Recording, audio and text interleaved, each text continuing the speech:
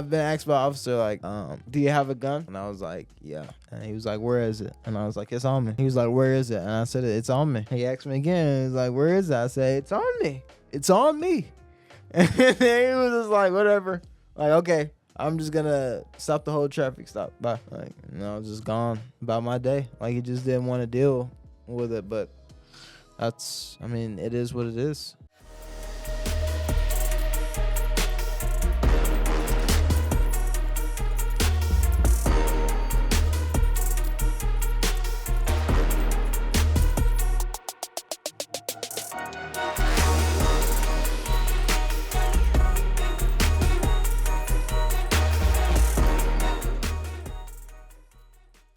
All right, dude. Thanks for coming back on. You were one of the funnest ones that we had. So whenever I was able to get you back on, dude, I had to snatch that opportunity. So it's always a good time with K9. Let's do it.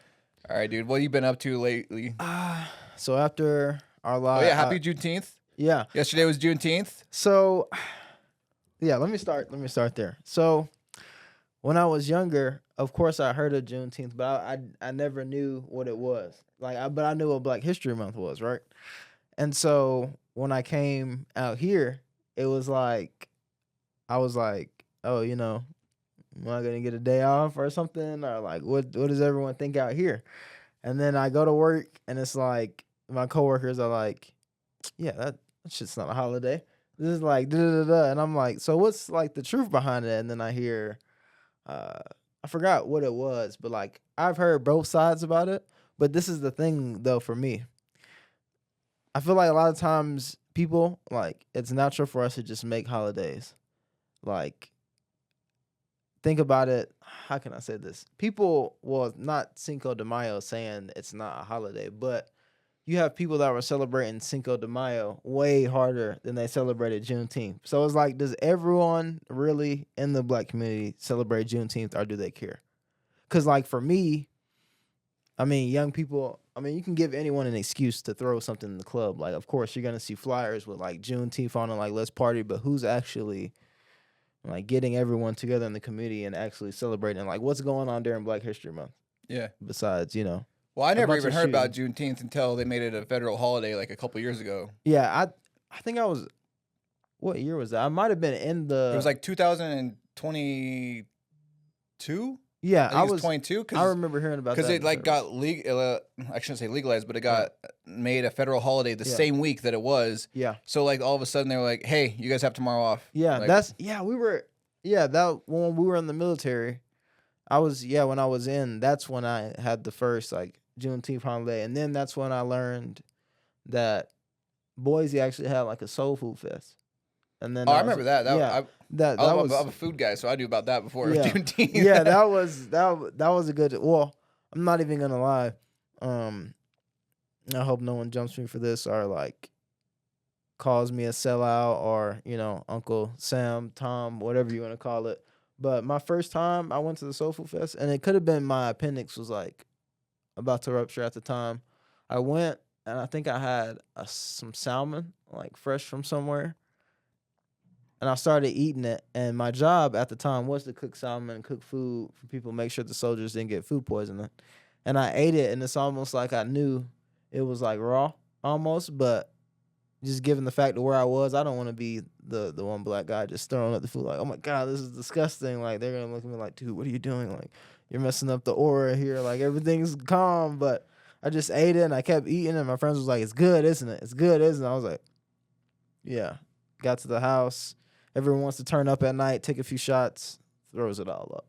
Yeah. It's all gone. So, but the second time around, I definitely did have some good food. I had like some fried catfish and some collard greens. Yeah, I don't hear like salmon being like a soul food thing. Yeah, it was. Like, that I think it was. That seems a little hippie to me, but I could be wrong. It wasn't even like flavor. I think it was like some black pepper. Because I know that there's a taste of Caribbean, which is really good because I had it at the Nampa farmers market, but I think this was a different Caribbean place or something. Like, it was, I don't know if they're around anymore, but if you see me or see this podcast, definitely have me back for another bite. I'll give it another review.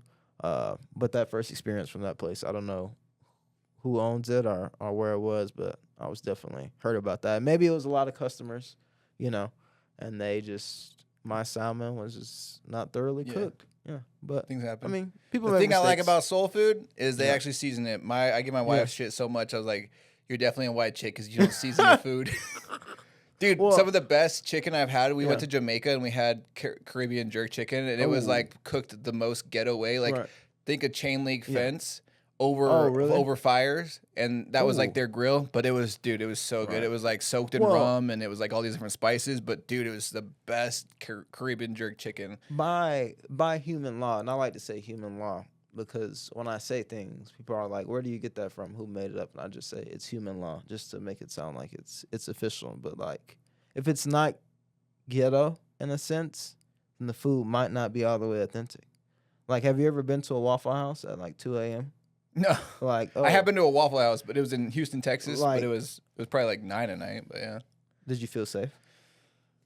I think so. I can't remember. I was like 20, so it was. It wasn't a memorable trip. Like, you have to go in there. Yeah. And someone has to be caught cheating, or someone has to say, "You need to get that order out." And he's like, "Who are you talking to?" Bro?" And you know, there's got to be some fighting, or like some cussing, or some people looking at you the wrong way, and then Otherwise, not authentic it's Waffle House fire. experience. Like I went home to visit my family, and I was with my grandpa, and we went, and he's like out more now. Like he's ever since my grandma passed away, he's like out more. You know, he's kind of not lonely because we're there and the family I got down there, but he's like more out now. He doesn't want to be sitting up in the house, you know. So we went out one time, just side quest with my grandpa. We went in the Waffle House, and it was something going on in the kitchen, and then somebody was outside arguing, but it wasn't the young people I knew or anything like that. And then he was like, "Oh man, there's always something going on down here." And he's like, "What you gonna get?" I usually get the All-Star meal. And then it's like, it's a regular, but it's always some chaos going around. And it's like, that is just the extra seasoning to the food. Like when I go to LA and I'm on my uncle's back porch at one of the condos and I'm eating something I DoorDash that was $40, I want to hear the neighbors arguing like, "F you!" Like, "You want to wear your Trump stuff all over in my yard?" And like, that's what I feel like that's what makes the community. And I get that in Boise sometimes. Like, speaking on my military days, which is where most of my crazy stories come out here. My first night out here, I got off the plane and went downtown with my sponsor, one of my friends, Ryan. And the first thing I saw downtown, which I wasn't old enough to go in the club, so I was just walking around majority of the time, I saw someone doing like drugs off the trash can in like one of the alleyways. And I was just like, whoa, like in life, and I've always thought this way since a kid, and maybe it's because I watch too much TV, but like when I go certain places that I haven't been, like I'm like, this is going to be a good pilot episode. Like I started like, okay, this is where we at. I'm going to remember that. And that was my first, that's when I knew, okay, I'm going to have some fun out here. Cause I've never seen, like, thank God for, my mom and how she raised me, but like actually seeing people like doing cocaine, I never seen that until I got out here. Like no one talks about the culture change that you get when you come out here. And like, I'm not saying it's just Idaho, like coke, but like when you go to a big city and it's majority like predominantly white, like it's different when you're going to a party and the guy's like, "Hey, you want something?" And he's like, "Woo," and just sniffs it. And he's like, and it's like part of you is like, wow, I don't get why people do it. Cause for me, like the whole anxiety thing, I feel like you do something like that and then I'm up. And it's like when I go to a party or anything of that nature, I don't want to be up all night. Like eventually I want to go home. And it's like I ask people like, "Can you eat off of it? Like, what is it?" But so you never seen coke down south? It was more of an Idaho thing when you start seeing coke? For sure. Like I've seen like crack, like stuff like that, like weed and stuff like that. But I've never seen, nobody around me ever did that. Maybe like the bigger, like I've seen the effects of it, but I feel like I've seen the effects more of like ice, like methamphetamine, crystal meth, like crystal, like that. But when I got out here, it was like people are like posting in reels about, oh yeah, I've got the eighth ball. I'm the guy tonight. And at first, like I'm like, what's that? Eighth ball. And I'm like, I know what the eighth ball, eighth of weed is, but then they're like, no, it's a eighth ball of white, and there's different names for it. And he's like, I don't even know. Some of my friends were on it the whole time. Like, I just thought they were just very exciting, maybe had a blinking problem, people. Mm-hmm. But it was, I mean, that was an eye opener for me. But I had a buddy that was on coke for a while. Yeah. He said it was one of the hardest drugs to kick. Really? Yeah, he's What? like, it's just one of the hardest ones. It was funny, some of the stories he would tell me too. He's like, as soon as I would do coke, I knew I gotta take a shit, because I know they always cut it with baby laxatives, but it was Really? like, coke, I gotta go take a shit. He's like, it was just a thing. Like, Yeah. he knew. He was like, it was funny because he was like, there's this chick at the bar. She was the bartender. He's like, I had this crush on her for a long time, like probably 6 months. Right. And I just never wanted to hit on her, like be that guy that was just gonna hit on her while she was on shift. But one day I was in there and she was just a civilian, not working. And so I was like, all right. So I started chopping it up with her, and then I went to the bathroom and I did a line of coke. And he's like, one thing led to the next, and next thing I know, we're going back to my place, but I got coke dick. Yeah. And she's like trying to go down on me, and I can't. He's like, I swear it's not you. I swear I did coke.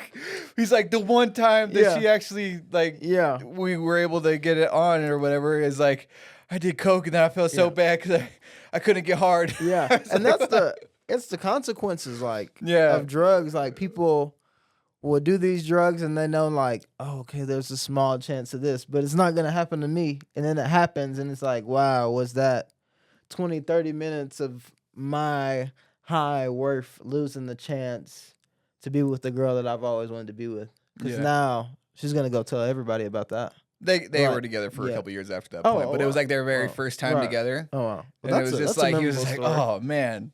Yeah, the first time I got the chance, and then she's trying to, do her business, and now I'm like a wet noodle. I can't do nothing. So did they get divorced? No, I mean, they were just dating, Dating. Oh, okay. Dating. But it was just a funny story. Dating. Yeah. Did you have any, how was it for you, like, first impressions are everything, of course, but, like, when you first met your wife, like, did you think of, like, how did you think of yourself? Were you like I'm the cool guy, like, yeah, I'm this is my chick, like, I'm gonna get her, like, I'm the guy? Did you feel like you were the guy, or did you feel like you guys just met on it was meant to be? Because some guys are like, oh, I made the first move, like, when I met my wife, I was a player, but she put me in line or something like that. And it's like, I don't judge other people's relationship, but it goes crazy. Like, a guy told me one time, he was like, yeah, I cheated on my wife 20 times and had 5 other baby mamas. She's still with me. Strong woman. Like, it's crazy, but I mean, you can't put a limit on love. So it's like, what was your mindset when you were like first dating her? You like, how is she taking me serious? Or was it like, how long is she going to be around? Or what was your first thoughts? No, honestly, I wasn't like, I did not have much confidence in myself. We met in 8th grade. We didn't even talk, but we were in the same homeroom class. I ended up dating her best friend for like a week. It was like that middle school dating, 1 week we were done. And then in 9th grade, I dated my wife for like a week, had my buddy break up with her on the bus. Just like that kind of whole thing. Yeah. And then, it was just like a high school dating kind of thing. And then 10th grade, I moved to Utah. In between 10th and 11th grade, we went to Warped Tour together, like just as friends. And her cousin actually thought I was gay. We were at Warped Tour, and she thought I was gay. Yeah, 'cause I was wearing a purple shirt. It was like a Vans Off the Wall shirt. I think I got it at the Warped Tour. Right. But for some reason, she just thought I was gay. So, whatever. Yeah. So she just thought I was gay. That's funny. I don't even know what to say on that one. But yeah. So we were going back and forth, my wife and I talking and texting and stuff over the time, and there was a couple nights where my wife was just smashed drunk, and she would just call me up at night, and we would just have these really long conversations and stuff. So I think over that time of us just bonding, I was going through stuff in my life, and her like having, I don't know, hard times, and she just would talk. We would talk till like 2, 3 in the morning on the phone, long distance, because I lived in Utah. We ended up just becoming friends, and then I eventually asked her to be my girlfriend while I was living in Utah. So. But it wasn't like I was like, oh no, this is my chick. It was more like we developed a relationship over a good 6 months of just being friends. Like to the point where once we did start dating, like she would call and wake me up in the morning, like, hey, get ready for school. Like, like it was like she was my accountability. Like I met, and then that became really close. So I told my mom I wanted to move back to Idaho, live with my dad, so I could be closer to my wife. And yeah, so we just hit it off. But I was never like, no, she's mine or whatever. It just kind of like gradually became from like I'm her gay friend to we're friends to we're boyfriends now. You know? And it's like because I know everyone's different when they like first meet their wife. Like I was different when I first met my girlfriend, but it was like the crowd that you were around. I know you were like you were drinking at the time when you. I actually didn't drink in high school. I wasn't a drinker. Once I got out of high school, I started doing drugs and. Well, I started smoking weed. That was about all I did ever. And then drinking. I drank first, and then once I moved out of my dad's house and I got my own place, I started working at a call center. That's when I first started smoking weed. Okay. Because everybody there pretty much smoked weed. Yeah, call center. Yeah, you got to deal with everyone's problems all day. So yeah. Hey, like, how do I put the router in the Wi-Fi box? Like, what are you telling me? Yeah, it's crazy. But your crowd of guys, because this is one thing that I see like all over the internet today is like the gender wars on the internet. Like, did you have guys that were like, dude, leave your girlfriend, let's go out and party all the time? Or like, was it like, and I feel like everybody deals with that, but like, how did you deal with that? My wife was more of a partier than I was. She was an alcoholic during her teenage years. Right. Her mom would buy her alcohol, and like her mom's theory was like, "Oh, I know you're gonna get drunk, but I'd rather you get drunk with me and stay home." Which I don't agree with that philosophy. Like being a parent now, because it just enabled her little brother so much, and her little brother is now just like way behind in life and just poor me and all this stuff. Luckily, my wife and I were able to work through this together, and she gave up that life later on, but she realized when she got with me that I did not like her drinking as much as she was. Like she was going to school drunk, like drinking like legit drinking screwdrivers on the way to school on the bus. So she was just very much an alcoholic in high school, and I just was like not about that life. And then later on, like I think I got drunk towards the end of my high school like parties, but I never was really an alcoholic until I got out of high school, and then I was living on my own. But yeah, no, it was just interesting how we all evolved over time. Everyone was evolving. Okay. Yeah. But I was like my crowd that I was with, like my buddy, he was a big partier. He was big on drinking, drugs, and that party life. But he was very responsible. Like he still always made it to work. He did everything they needed to. He had multiple like side gigs and stuff like that. I didn't really pick up on the partier life with him. I was in the scene, but like I drank a little bit, but I wasn't doing like the drugs or anything until I got out of high school. But I did. I was the guy that hung around those type of people all the time. All the time. I think that kind of helped me too when I went to the prison life was because a lot of the people that were in there and I recognized, I hung out with on the streets. So when I would see them inside, I would be like, oh man, I could have ended up just like you. Right. Like we were in the same boat. We were in the same group of people. Like you just got caught and I wasn't there with you when you got caught because I would have still been in the same situation, whether I was drinking or whether I was whatever. Like we did some shady shit together. Right. So when inmates would tell me like the only difference between you and I is you didn't get caught, like 100%, dude. 100%. Yeah. It's definitely like that. And when you say like seeing people like from the streets or before and then you going back in and seeing them now, like that's another thing. I think I talked about it on the first time we talked, but it's like that survivor's guilt aspect, but not all the way because they're still living, but they're in punishment from jail. And it's like when you talk to people like still in that lifestyle, it kind of makes you, I wouldn't say it's like a bittersweet moment because knowing that they're still in that environment isn't a liability to you, but you know eventually what that lifestyle leads to. And it's like the fact that you still hold a relationship with them is like not detrimental to you, but there's gonna be a day where you're gonna like be crying or like you're not gonna know what happened or they get shot or you know a drug deal gone wrong or something like that. So I feel that's another thing about people is like we ultimately, even when it comes to the drugs, like you know the side effects of what drug you're about to do. Like humans know the precautions to everything that we do in life. Like life is choices. So and a lot of times we just deny like we didn't know what we were about to get into or what was going down. But I feel like you it's more respect. Not to say that anything that you do is less dumb or less ignorant or stupid at the time, but if you're going to like if you're gonna hold a relationship with those people or you're gonna do these certain type of things, like you have to acknowledge that part of you. Like people nowadays will acknowledge the good side or acknowledge the fact of what they're doing and all that, but they'll never acknowledge the bad side. And I feel like I could easily wake up one day and say, I'm gonna turn over a new leaf. I'll never go on Instagram and say F your side again, even though somebody's saying F my dead brother. You know what I'm saying? Like, Mm-hmm. but it's acknowledging the fact that, yes, that is gonna piss me off. And I know who I am now, but I'm also not gonna fake my entire image. Like, I'm not gonna burden all those emotions, but I'm gonna also put them out in a different way. So it's like even with the men's night, like let's say we go and there's guys drinking and you haven't drunk in years, and let's say this drunk guy pushes you or whatever, it's like in that situation, you know, I roll with you. So it's like I know ain't nobody about to push my boy, you know, I'm about to turn this up, about to, you know, whatever.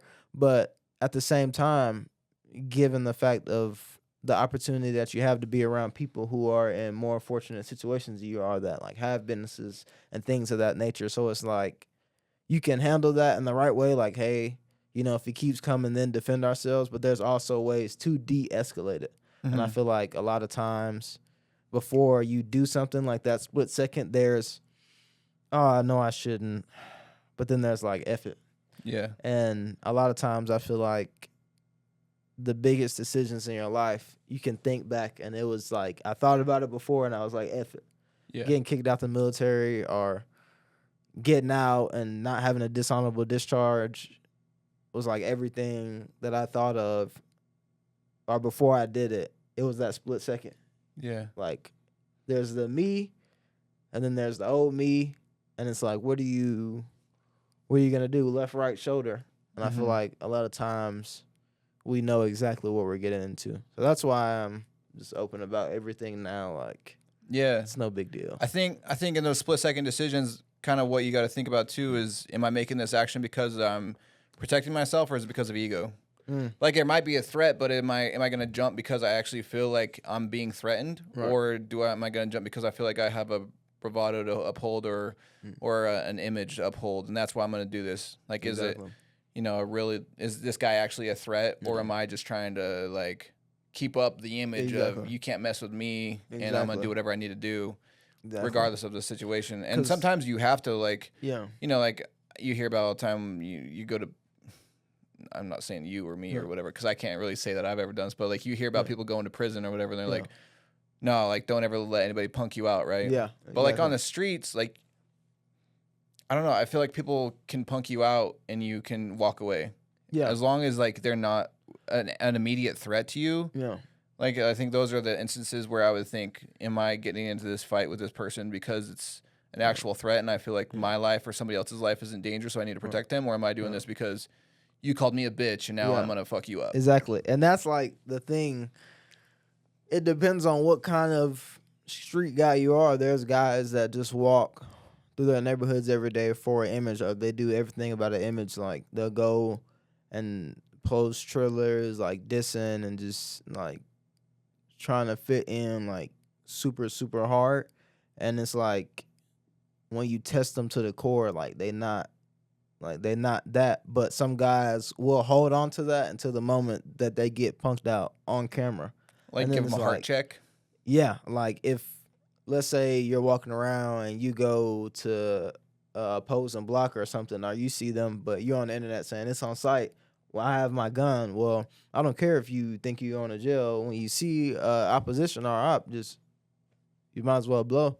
If you know they on that and they gonna blow at you, like that's what is expected of the streets. Like I'm not saying I'm expecting you to do that, but when you step into a certain aspect of something, there is not just rules or regulations, but depending on what you're in or whatever, there's a food chain, and sometimes there's not a food chain. So you can get ate. What's stopping you from getting ate? You know, you go in the hood, a guy gets beat up, gets his gun took because he was hanging around some guys that thought he was cool with, and they're like, nah, you're not like that. Stop claiming this. Say you're not this. And then you see all these videos of people getting put offs and beat up, and it's like, well, you knew what you was getting into. If like you really wanted to hold on to that image, you should have just blew everybody down right then and there. Or you should have just never done it. But there is some times where you see somebody out somewhere and you're with your kids or you're out with your girl or something, and it's like, I might not get you now, but I'll never forget this. So when it comes to a situation where I can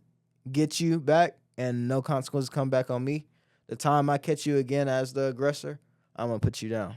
Like that's two different aspects of it. Some people who can't deal with it in the moment, and some people that have grown and seen enough that can say, "Hey, I'm gonna keep up with this. Like I'm gonna have a chalkboard and I'm gonna keep this one strike on here."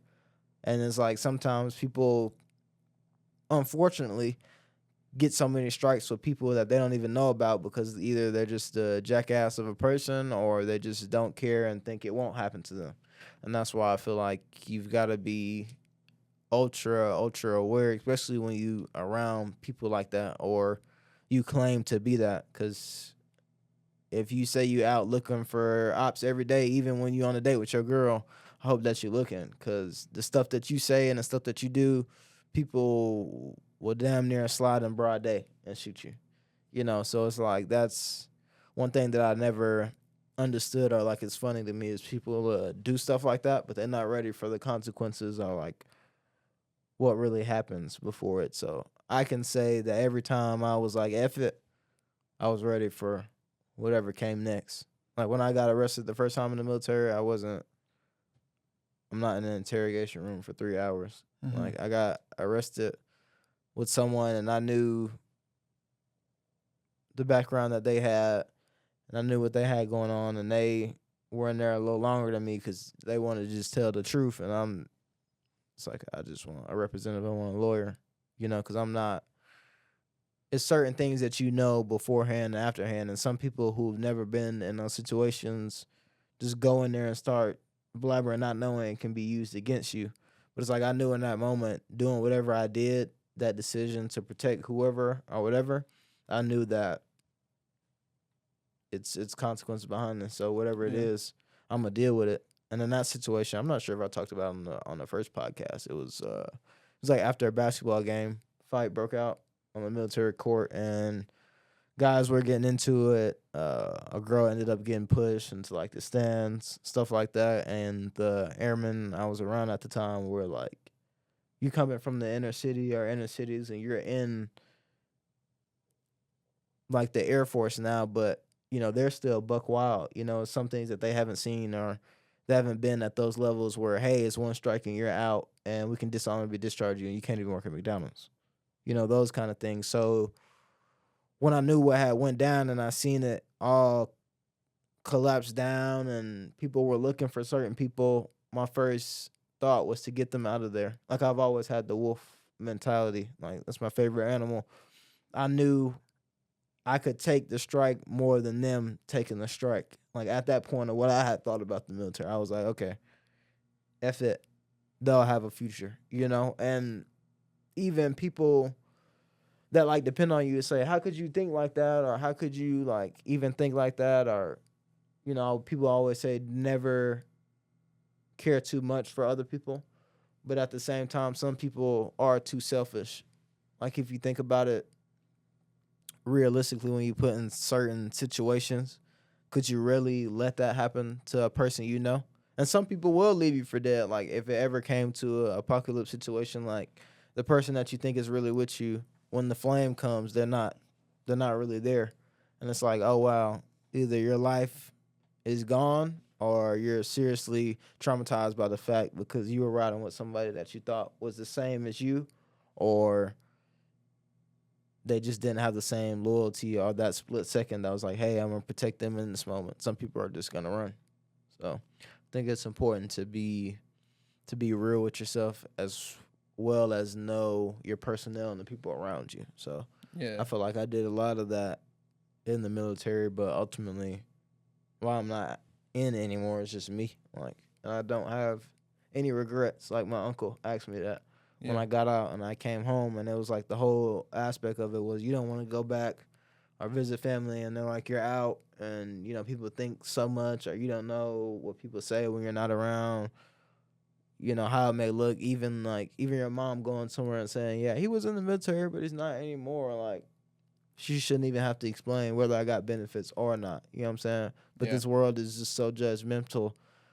People probably got a guess right of why I got kicked out or some of it, but they don't know the stories. So it's like, but I don't even care to say anything bad about those people or really give them that attention. But I can always tell the stories. Like, I know before I drove on the base that day that I got arrested with the gun in my car, I knew what I was going there for. I know I was going there to help a friend that was feeling really bad and down on himself. And, I've had friends commit suicide. I've had my godmom commit suicide of some friends that I had. And, that was when my mom was working at this hotel. And her name was Miss Stacy. And it's like suicide hits home for me, like, to see someone that smiles so much and just is so courageous and awesome, like, to just snap in an instant and then just be gone.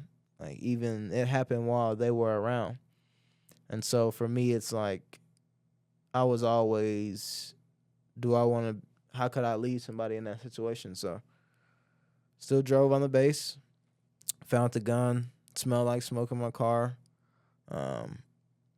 Thank God I didn't go through with like pounds on the base. I wasn't doing anything crazy, but I had my gun and it was loaded. And the funny thing is, when they take the gun out, because they didn't find it at first until they pulled me over and did the consent search of the vehicle. It was just a 9mm.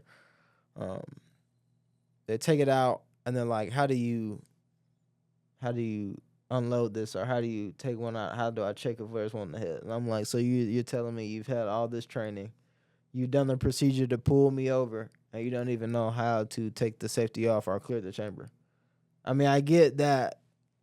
What did they have? I think they had like Berettas or P6. I don't know what the guards at the gate were carrying at the time, but it wasn't a hard mechanism of something that we had been trained on. Because I'm like, you're the type of guy that'll actually pull a gun instead of a taser. Like, what? Yeah. Why would you ask the so-called criminal or terrorist or whatever they thought I was that day, how do you take this apart? And I just laughed and I was like, okay, this is how you do it. You turn that switch off, take it off. And they're like, oh yeah, you can't just ride on the base with a gun with one in the head. And I was like, well, I forgot it was in the car. My bad, stupid mistake. But I know at the time I was moving stuff around and I should have just checked before I left the house. But I didn't. And so it looked really bad for me at first. Like, all my friends were like, oh my God, like, are you going to go to federal prison? Or are you going to just be locked up for like what's going to happen to you? But I've had friends that have kind of got arrested downtown for something and then got tried through the military and the state. And it was like they went through so much, or they cried at certain moments or felt alone, and seeing like how other people deal with cases and things of when they were wrong of. When it came to me, I was just like, I'm fine. Like, I knew what I was doing. Like, and it wasn't, everybody else was like, oh my gosh, Kevino, like, nobody knew I was even out. I didn't tell family immediately. I think I told my sister first, and it was almost comical to me. Like, not funny on the fact that I was getting out, but just the way of being treated when I was getting out. Like, really didn't have too many people around me like that. You know, it was just I know what I am, I know what I did, and it's not gonna affect me. Like my biggest fear was running into like other vets, and then like, oh, how many years did you do? And you didn't finish your contract. Oh, you piece of shit vet, or you piece of shit airman, like whatever it was. But I was always ready to like, okay, like if that's how you feel. I mean, I know you were in the military. We can take this out back. We can fight about it. Like it's not gonna make what I did or do any differently. I still don't have any regrets. Could I done things differently? Yeah, but ultimately, it shaped the person who I am today. Like Yeah. Yeah, it's people, important, dude. I mean, yeah, what's regrets gonna have? You can't change anything, so exactly. And some don't people have any never. regrets. Some people never change. But you can learn from your mistakes. But there's a difference Yeah. between learning from your mistakes and having regrets, Mm, because regrets ain't gonna change anything. But what can you do exactly. differently from now on? You know, and if someone asks you about what happened, then you can be Hmm. honest with them and Yeah, leave it up to them whether they want to judge you or not. And you know, it is what it is. Like I can only say, God can judge you. oh yeah, facts. And I can say at the time, I really like most people probably would have cried, went back begging to their parents, like, "Oh my God, I've just da, da, da, da." I didn't know what was gonna happen to me, but to see everybody change up in an instant and come up with all these stories, I was just like, "Oh my gosh!" Like, don't give me any more attention. I'm gonna start feeling like a celebrity. You know, like guys making up stories on the base of what happened or what kind of punishment I was gonna get. And it was like when I actually met with the commander and everything, and understood the punishment and all that, it wasn't as bad as I thought it was gonna be. Like I could have been court martialed and a lot, but it's like the fact um of like so many people thought it was gonna be something else, or some people are like, oh, you know how they look at like a black man, they're gonna throw you under the bus. But I don't assume everyone is racist or assume I'm gonna get the worst punishment because of the color of my skin. But I know for a fact that he wasn't ignorant to the fact of where I came from or what it's like for me getting into the military. And I had a track record, like even with like shaving my beard or like staying in regs. It was some things like I never had bad manners. Like I was always yes ma'am, yes sir. Like people love coming up to me like when I was doing stuff on the grill in the kitchen or gym lodging or anything else. Like I was never hard at talking to people. It was, even if the people I knew were talking behind my back, like, okay, that's fine. Like I know exactly where it's going. I have no problem hearing it back to me. Like that's fine. But I just could never understand. And I'm not gonna say I wouldn't feel any different about anyone if they reacted different through that situation. But I don't know. People are hilarious to me. Like the way people can like change on a dime or get over dramatic about a situation. Like it's really people that just want to be judges. Like people will come in a grocery store and be like, "Oh my gosh, like this person, these shoes, like this and that, and like you don't even know what kind of day they're having." And it's I don't know. There's just a lot of judgmental people. Like Yeah. I'm sure I told you on the first podcast, like when I was knocking in the neighborhood, this lady literally asked me like what I was doing here, and Mm-hmm. I'm like, "Lady, this is my job. Yeah. I can get you some new windows if you HOA like." or whatever. Yeah, Yeah. like I'm like, what do you seriously want me to like? Do you want me to freak out? Yeah. Like, have you seen the Chud the Builder stuff? Like, do you know who that is? Mm-mm. So there's this guy. He was going around and he was like calling people the N words, right? And his whole thing was like, "Oh, they're gonna start chimping out. Like, don't chimp out," and like hit him or whatever. But really, he was just arguing with people, and he was carrying. So it was like he was inciting the violence. And then after a while, people started coming out and were like, "Hey, we're not gonna defend you if you entice people, and then you use your right to carry to then like shoot them or kill them, and then you're going out on Twitter saying this is gonna end with a chimp on the floor or the building their brain." It's just like, bro, like I don't care about you saying the N word, but it's like you don't have nothing else better to do. Yeah. Like you couldn't do what Charlie Kirk did and at least put a table down and talk about it. Right. Like everybody wants to look at me different when I say I don't really have a problem with Charlie Kirk. Like nothing he said affects me. Like he said if he goes on the plane, sees a black pilot, because of the DEI thing, and he's like, I'm gonna be scared for my life. Well, guys, I'm not gonna lie. I've went on a plane before and looked at my pilot, and I've definitely stereotyped a couple of white guys. Like I've seen a white pilot and was like, oh, dude, wife just got probably smashed. He's going through a divorce. He's probably had about 5 tequila shots before this. This plane is totally gonna wreck. And then it's like people act like they don't go to the gas stations and there's an Arabian there, and they're like, thank you, my friend. All right, I can do this deal. Like people act like they don't stereotype. So it's like to ignore, again, it goes back to what I say earlier, to ignore that side of you. Like, dude, like let's be for real. If I go to the men's night and a guy's like, oh wow, like, you weren't voting for Kamala, or like you know that sports is rigged, or like you know what Benjamin Netanyahu or whatever does, and it's like, yeah, and I'm not gonna say that you're racist just because you thought different of me, because it's people, it's majority rules. Like what people see most is what they'll react to, and it's like, what are you showing people for them to think that? Like, Do you feel like racism is a big thing still nowadays, or do you think people just use it as an excuse to hold them down? It's an excuse a lot of times. I think a lot of people are just like really ready to shoot sometimes. Like some people are like ignorant. Like we'll go to the gas station, and if someone gives them the change the wrong way, they'll just say, "Oh, you're just racist." Slap them, get an assault charge, and like, that was racist. I'm not gonna let anyone treat me like this. This isn't the old slavery days. Dude, you're just proving it right. Like, it's just the cycle that you keep continuing. Like, I've never cared at all, like, what you think of my skin color. Like, if I was out and a guy called me the N-word, like, I'm just gonna laugh. I'm be like, I was in the grocery store today and I got called the N-word. And, it was crazy because I was already, conflicted about if I was going to get the Great Value Ranch or the Hidden Valley. Like, that's what I'm caring about. Like, am I going to get the right ranch? Because when I get home and I put this on the side plate with my wings and it's terrible, then I'm going to be pissed off. Then someone might have to deal with those problems. Like, if I get ranch instead of blue cheese with my wings, now I'm pissed. Like, I don't care if you call me the N-word or whatever. And I'll tell you one thing that did piss me off, and this is the part of the podcast where we're about to get into, you're about to laugh, all this, you're about to hear some stories.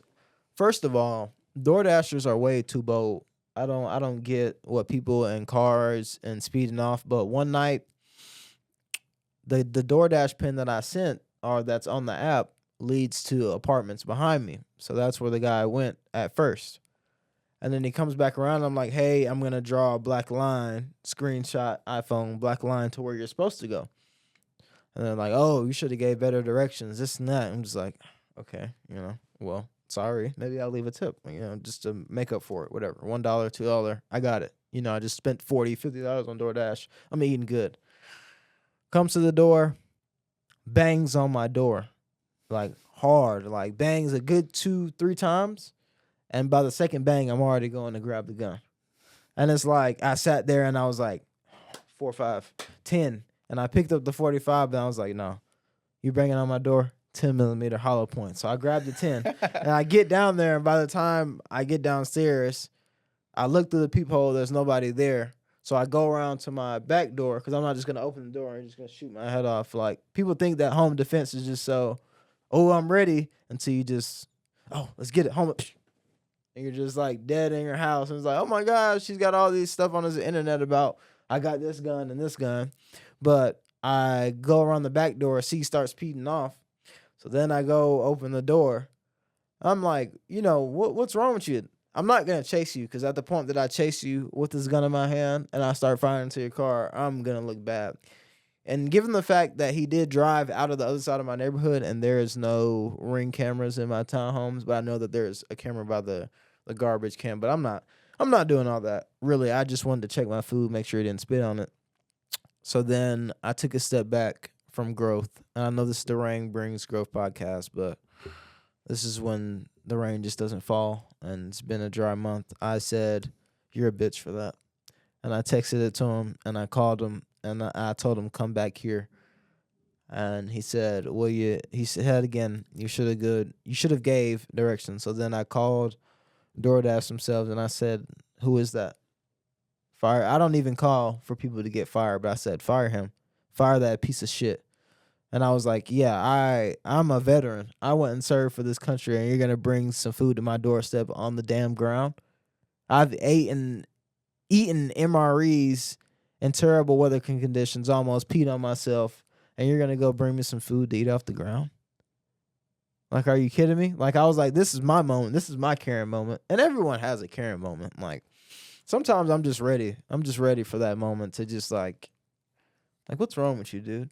Like, and the next time you see me, I might be cool, but like, let's be for real. Like, you've never felt like, dude, like, and I don't know. People judge me sometimes for being that mean guy, but like, if I see a person that's like big, like overly big, and we're lying to them, why are we doing that? Like, people will sit here and say, "Hey, I'm proud of you for doing what you do and living in your truth." So you're proud of your friend for getting one step closer to a heart attack. Like, that's like, it hurts me, but at the same time it's ridiculous because we just ignore things as humanity. Like, if a guy says in the community he's killing cats, there'll be one guy that's like, "Hell yeah, dude. Like, kill those cats. I hate those fuckers." Like, there's sick people that click together, and it's like a whole bunch of cliques, but it's just a bunch of people ignoring reality. Like, some people don't live in reality. Like, there's some times where I didn't live in reality, but oh well. Like, I've been in the Boise Mall with my gun on me after the fact that the mall got shut up, but I don't care. This is about my safety. Mm-hmm. You know, if someone comes in here and kills me, I've seen the security guards. I know those guys couldn't catch me or catch the guy that was out there. So, you know, I'd rather come up to me and ask me, "Hey, sir, I see the Glock 40 bulging out of your pants. Could you just go take that back to the car? We can, you know, we can do That's do not a something Glock, like son. Yeah, it's like it's Have you seen that video where the cop's like patting the dude down? He's like, "What's in your pants?" Yeah. And he's like, "That's just my dick." Yeah, I've seen that, and it's like, he's like, "Oh, okay." Yeah, I've never had a bad experience with a cop either, or I don't think I've had a funny experience with the cop. Just stereotypes. I think the most dangerous situation though with a cop, I can't remember if I told this on the first one, but when my friend got arrested downtown for like having his gun and pulling it out and everything, and everyone was screaming and crying and all this, I had a Glock 20. Oh yeah, because you told him to start carrying, right? Yeah. I told him to start carrying, and then when the police shot him with the taser, it sounded like the two loud booms. So then when I ran past the car to like go to him, like I thought they shot him. So like I wasn't living in reality in that moment, because what are you doing charging to the situation with one in the head and your pocket? Like, they couldn't see it. It wasn't like in my hand, but if it would have got to that point, dude, they would have shot me down. Like, it just would have been that. My mom would have been upset. My whole family would have been upset. It would have been this whole Black Lives Matter thing out here. And it's like I wouldn't even have a chance to say that, you know, I made a mistake, but it was just for the people I cared about. And they didn't shoot him. So at the end of the day, it would have been like, damn, you know what I'm saying? So it's like, look at the situation before you charge into it. Like, but speaking about that, like, how do you feel about these different cases going around, like where people say it's police brutality, and then you see the video and it's like the Carmelo Anthony situation? Mm-hmm. I don't know if it's I've heard about it. I honestly don't know too much about it. So apparently when it first came out, it was that they were at a track meet, and there was two brothers, or the white kids, and then there was one black kid, and they were saying that they were picking on them, and there was hazing going on. And I guess they said that they jumped him, and then he stabbed one of them and ran away. That's what came out at first. And then the trial happens, and the video comes out, and it's a small push and shove, like shove, and then he just stabs him and then runs from the tent. That's the video I seen. Don't know if it's the real video or not, but that's just what I seen. And it's like, they both push each other, and then, well, no, the guy, seems like the kid just pushed him, like. The white kid pushed him? Yeah. And then he just reaches in the bag and then, like, at some point moves his way to stab him or something. But I can't see because it looked like he went from the bottom of the tent to the top of the tent very fast. But that comes with saying people don't be living in reality. Like, a lot of people are taught when they go to school Like, if that white boy puts his hands on you, beat him to death, or take a pocket knife. And it's like, bro, you can't, just because somebody put their hands on you doesn't mean you can just straight, murder them like at school or anything. Like, and that's where it's like, we can't come out here and say, I can get you saying, free Carmelo Anthony, like, give him a chance at getting free in a few years, but to ignore the fact of what he did and not tell him that was wrong, like to not admit that was wrong, and to ignore the other facts and say, hey, justice for Carmelo Anthony and to start an up riot isn't right. And that's the whole thing about, say, people just ignore the other side of the story. That's the sad part about the yeah. things that happen, though, is that when they do riot, it's usually in a black community, and they're just rioting against their own people. It's like, and people never want to educate at all, because once you try to educate people, then it's like, I don't want to hear anything different than what I was raised in generations of. But it all comes down to human behavior. Like, the same people that can't get past racism are the same people who not gonna believe in aliens, which I'll get to aliens in a second. But it's like, understanding people think different ways, people have different beliefs. Just because someone voted for Trump doesn't mean they're racist. Like, it's those things. Like, I understand. I feel like I can understand everything when it comes to, like, I understand your viewpoint or your viewpoint, but it's like there is no understanding when it comes to the streets. Have you heard that quote from Morgan Freeman where they ask him, like, how do you stop racism? And Morgan Freeman says, you stop talking about it. Yeah. What do you feel about that? If you stop talking about it? Yeah,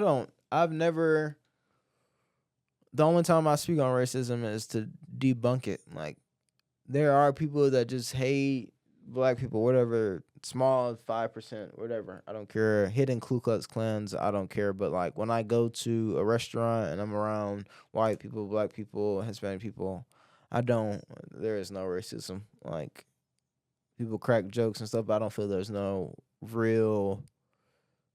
As a white man, you're not gonna come up and stab me just because I'm eating at the same restaurant as you. Yeah. Like, people can be racist in their head all they want or whatever, but I always say he just has a different mindset. He's just got a different point of view. Maybe a black guy had sex with his wife and he got mad, or maybe that black guy was beating on his wife and his queen went to a white man, and now he's just like, oh, are you with that white guy, or then it's with, or you're with that black guy. Like, racism probably started over a woman. Yeah. Like, it probably started over, like, a lot of things start over stupid stuff in life. And it's like, teaching people or trying to disband people from what they already believe in, sometimes it's just a waste of time. So that's why you see a lot of uproar in the communities. And it even comes to the same thing with the streets, like racism in the streets. Like, if I know you killed my brother or you had something to do with my brother, again, wrong place, wrong time. Like, there's no understanding of that guy made a mistake, or my brother was trying to kill him, so he killed him. There's no understanding. When I see you, I want that get back. Or somebody from your side got to go. Like, there is no understanding. And I'm not going to sit here, because I just said a couple of seconds ago or minutes ago that I was understanding to a lot of humans. But when it comes to that, I'm not going to ignore the fact of me that's like, F that. Like, I don't care. You know what you did. So that's tough, but at least I'm real about it. I can't sit here and say that, I can say it's wrong, of course, but I'm not going to sit here and say I don't understand that point of view. Like, I don't even want to speak in what ifs or put that energy in the air, but like, I'm sure you understand, like, seeing something happen to someone you care about, it's just going about it the right way, but there's no time for conversations. Like, for me, while people are worried about racism and stuff, I told you, I called you the day after it happened or the morning of. I called Matt, guys, and we're going everywhere, but you guys are getting the story, right? I called Matt because I was outside with my girlfriend at like 1 a.m.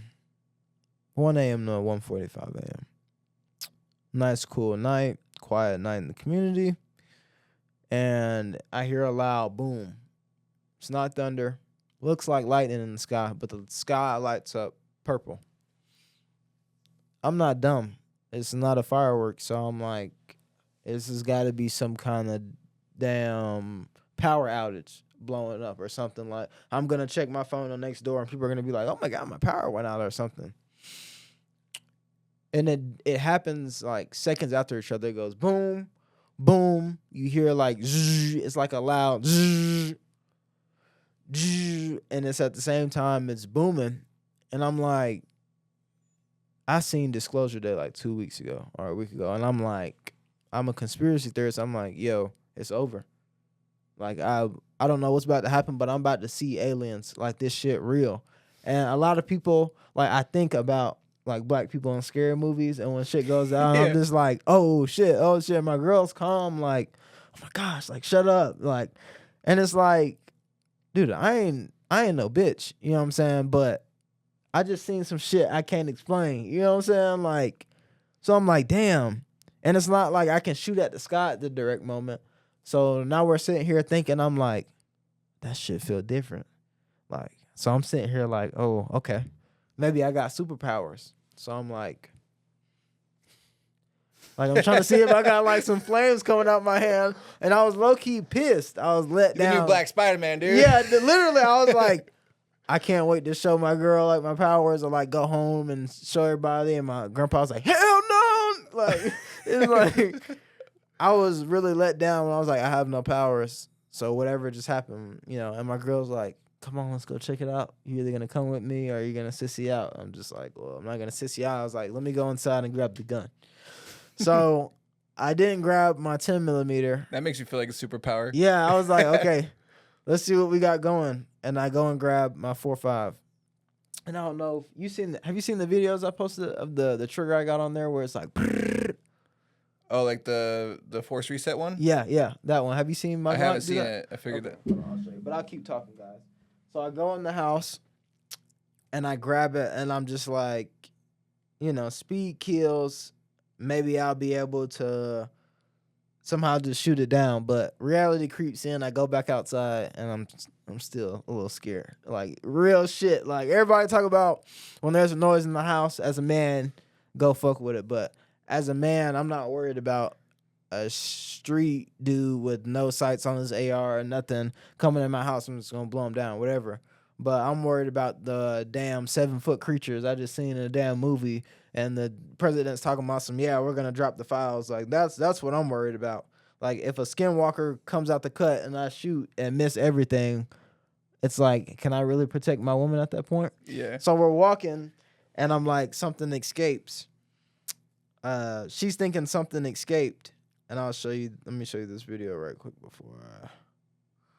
This is the 45 right here.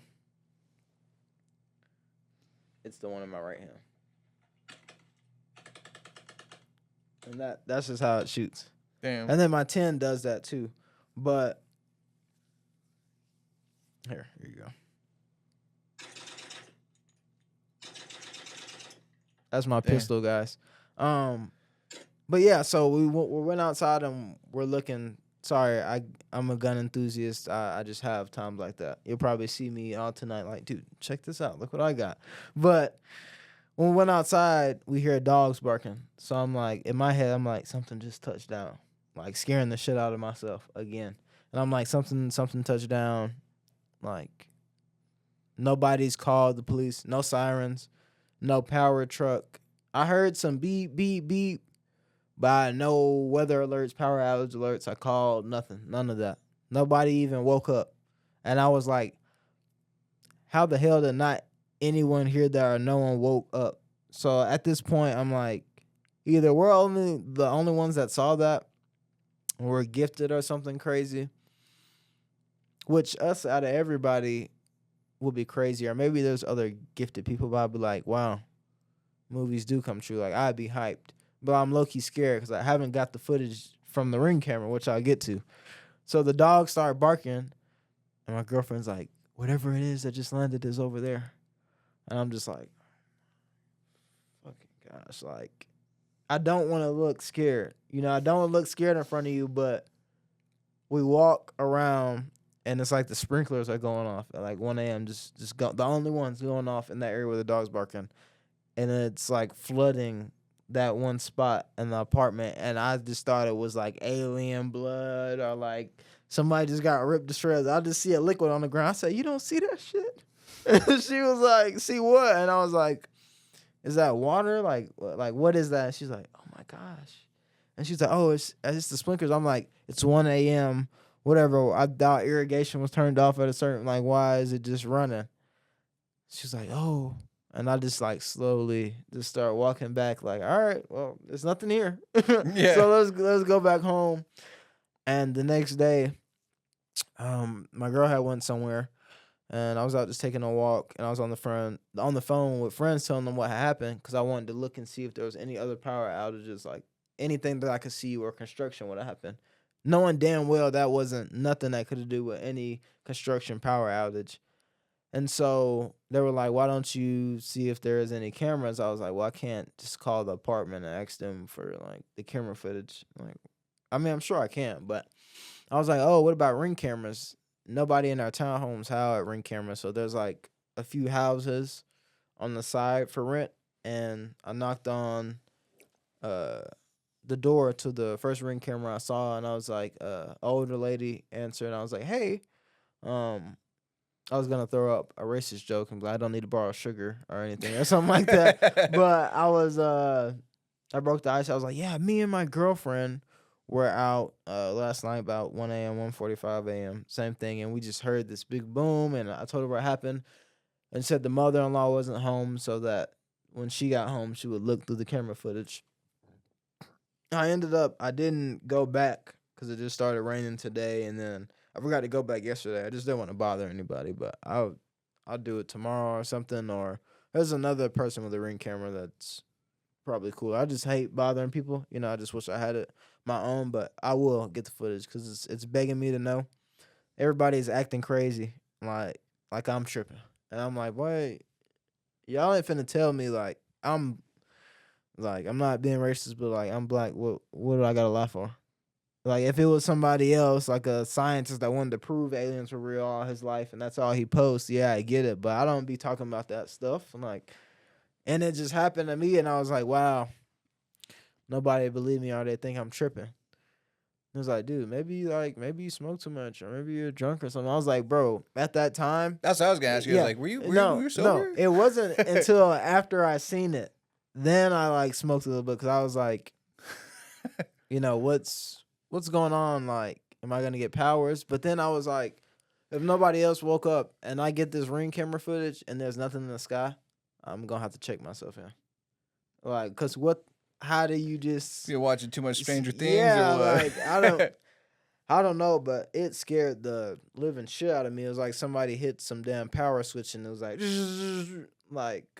The first thing I thought was like maybe it was a terrorist attack, like because I read that we were supposed to get like a an blackout. EMP or something. Yeah, like we were about to have a full blackout, and I was like, damn, I should have bought the charger for my pistol, like because it's been dead, and I lost the charger, and I was like, damn, it's about to be a blackout, and I can't see shit, But I just think like that, but I don't know what it was. That's funny. Might have been It wasn't a hallucination. I know it was something crazy, but nobody said anything, so.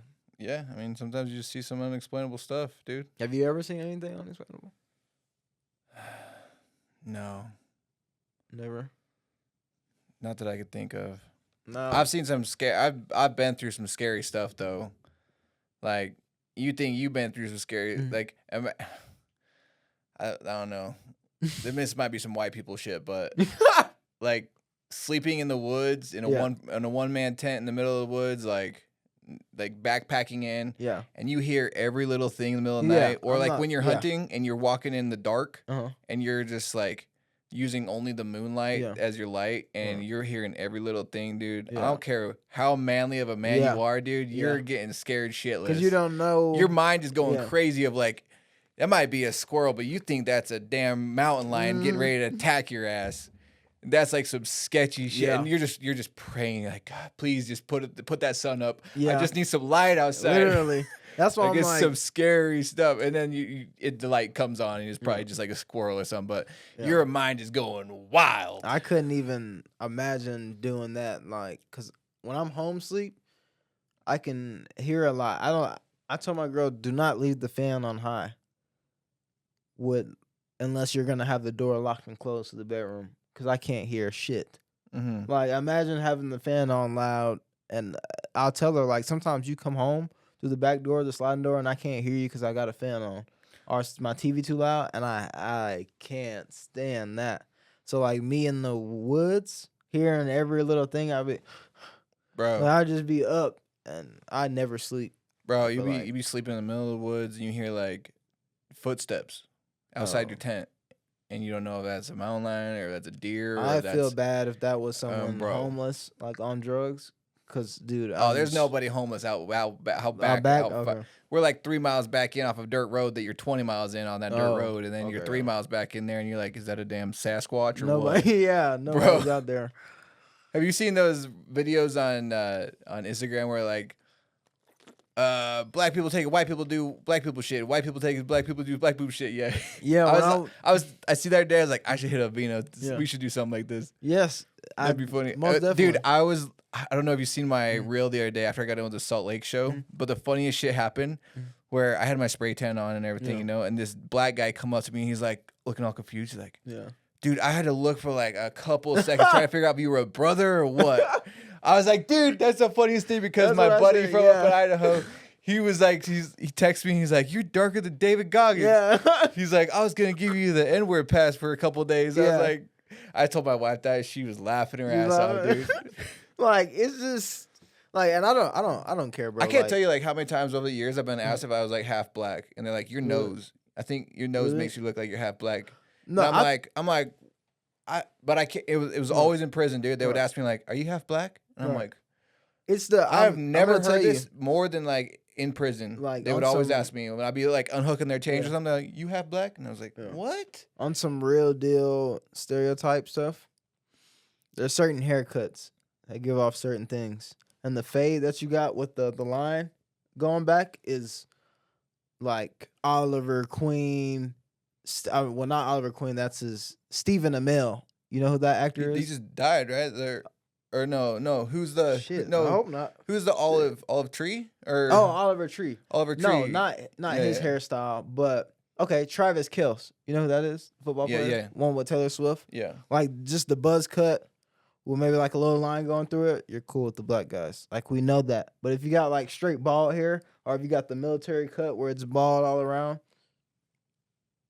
I don't know.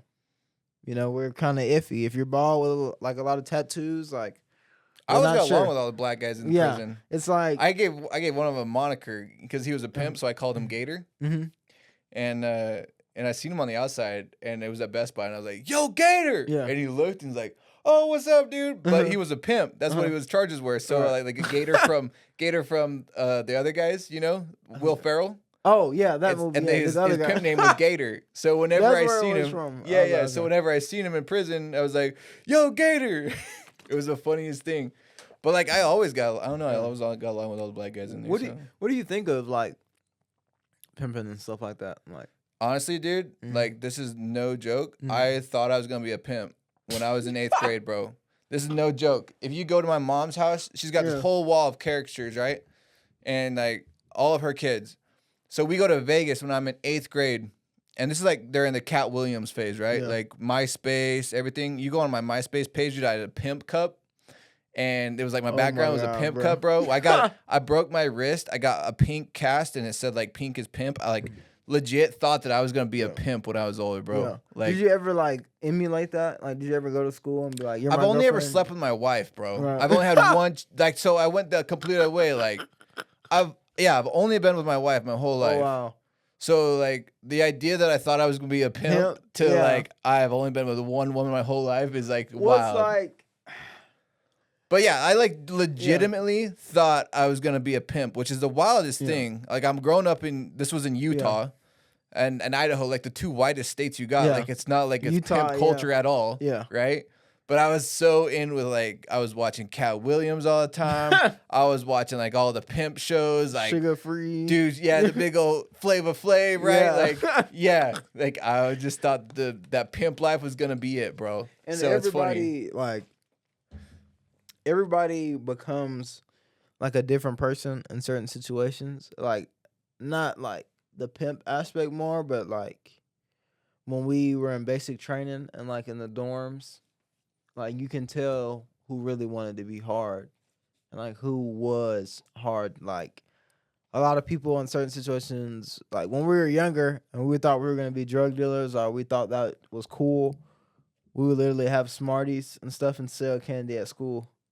Or like there'll be a time where people were selling Tylenol PMs, like going pop the perk.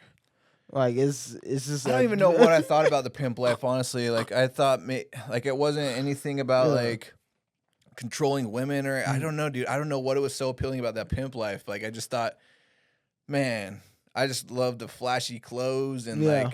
But yeah, back to the caricature. I have this character and we were in Vegas and he's like, what do you want me to make you look like? I was like, give me a pimp hat, give me the dollar, give me the big chain, like I got like when we were in Vegas that trip, I ended up getting this big flashy belt buckle. Like you remember the famous stars and straps? I don't know, you're too young. What? It's like an F with a star in it. But anyway, it's this I still have it. I'll have to show you sometime. But it's a bedazzled famous stars and straps belt buckle, bro. And so I would tuck the front of my shirt in just so you can see the big ass belt buckle. It's all bedazzled. Oh man. I had like the like in the wintertime I had like the South Side fur lined hood on my coat. Like I don't know, dude. I thought I was gonna be a pimp. I did get like so in 8th grade, the closest thing I could say to pimp was like I got a bunch of sexual harassment charges. Not really charges against me, but like complaints because I had just started new school. I came from Idaho or from Utah to Idaho in 8th grade. And within the first week, I had like 3 girls give me complaints to the dean that I was like making sexual remarks to them. Like I was like, hey, let's go out behind the portable and let's make out or whatever. Like the stupidest little, and I'm like, I had no muscles, dude. I was like this short little white boy. I was just like, in this phase of my life where I was just, what the hell was I thinking? McLovin. No, I had a McLovin shirt, dude. I had a McLovin shirt, and I did look just like McLovin too, because it was like the license or it was the driver's license. Yeah, it says I'm McLovin, but then like you compare the 2 pictures, I look just like McLovin, bro. Yeah. Like there was nothing pimp about me at all. It was the wildest thing. Just saying that. I'm like, Dean, he said this and that. Wow. Yeah, and it was. I wonder, what did I do when I was younger? I don't think I ever went too far in school or anything. I definitely like smoked at school before, but it was like all my teachers, like the kid in school I wasn't the teacher's pet, but the teacher's pet wishes they were me. Yeah, like I could like be bad in the class or like make the class laugh or whatever, and the teacher just is not gonna expel me or like whatever. Like there was times in math class, like I got my earphones in listening to the lesson, and I can hear them because I got one out. But sometimes the song was just too damn gas, and I would put 2 of them in. I'm like, yeah, what was that song that I was singing? I think it was like a Lil Wayne B.O.B. and it was like, oh, I know what you're talking about. Yeah, that song. And I was like rapping it bar for bar. That's not the airplane song. That's just B.O.B., huh? That's not Lil Wayne. What was it? Yeah, I know. Wish. Oh my God, no, now I'm stuck. Is that Mirrors? Nah, I think it is Airplanes. How does Airplanes go? No, that's someone else, but it is B.O.B. I don't think it's Lil Wayne though. Lil Wayne and B.O.B. I think it's Mirror or Man in the Mirror, right? Is that? I'm pretty sure it's Man in the Mirror is the Lil Wayne B.O.B. Wait, he said B.O.B. said something. I'm here to smoke the call me Nancy Kerrigan. Yeah, I'm pretty sure it's Strange Clouds. Yeah, there we go. Strange Clouds. Yeah, that one. And there's still a video on my phone too. I have to go back through like my Snapchat or something and re-download it. But I was literally just rapping it, and my teacher was just like, "Really, really, Kevino? Are you gonna stop? Are you gonna keep?" And I was just like, "No." And I was just rapping, and he was like, I was like, all right, Mr. B, all right, I'm gonna chill, And I sit down and just relax. And it got to the point like one time I go to school. Not that my mom was okay with it or anything, but I would like smoke before school, like the night before, or like the morning of, or whatever. You And study high, you take the test high, you score yeah, high. and it's like I went and we were like working on a math problem or something. I was by my teacher's desk, and he was like, he asked me something. I was like, oh, my bad, my bad, Mr. B. It's been a cloudy morning for me. And he's like, turns the chair and he's like, is that what I smelled on your breath this morning? He's like, yeah. And he's like, oh, that explains much. I was like, yeah, but I'm having a problem with X, Y, and I really want to learn. And they just be like, Kevino, why are you coming up to my desk talking to me like I'm not your teacher? Like I'm not your, like they would try so hard to be like, I'm not your friend. And then I go up to their desk and be like, yeah, like, what do you and your wife like to do? And then he just tell me like, yeah, me and my wife, we got so drunk on this one vacation when I don't have to deal with you kids. And dude, and they would tell me that. And while all the other kids are just like working on projects or doing their actual homework. And I'm just like, I don't care about this homework stuff. Like, what's up, Mr. B? And I was kind of like that with my theater teacher. Like, you know, she saw me and she took a chance on me with like theater. But I was still like kind of getting in trouble like outside of theater class. Like, still like fighting and stuff, and she'd be like so disappointed in me. And I shout out Miss Stevenson. I love Miss Stevenson. She was a great, you know, theater teacher, and she really gives kids a path to like express themselves. Not that I was like a Broadway theater, like I wasn't going up there with a dress like or nothing like too crazy. But yeah, I think theater kids get a bad rep. You know, there's always a stereotype, but I feel like theater is just a bunch of kids coming together, like different aspects. There was a lot of different people in my theater class.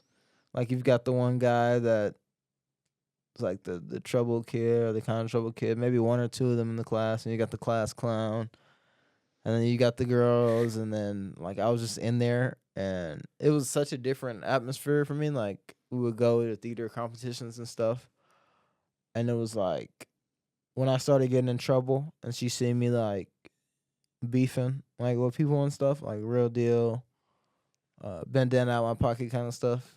She was like, "Oh my gosh, like Kevino," and she'd just be so like disappointed. So I cleaned up my act because there was a time where I was getting in trouble like really bad in school, and it was just I don't know. All these other kids were just like they swear they were like so bad. Like I think I got more suspended more times than the popular kids. Like I really like I got into this argument with one science teacher, and she was like tripping and like not tripping like in an ignorant way, but tripping as if I'm not her student now. I'm a grown ass man. So if I wanted to say she was tripping, she was tripping.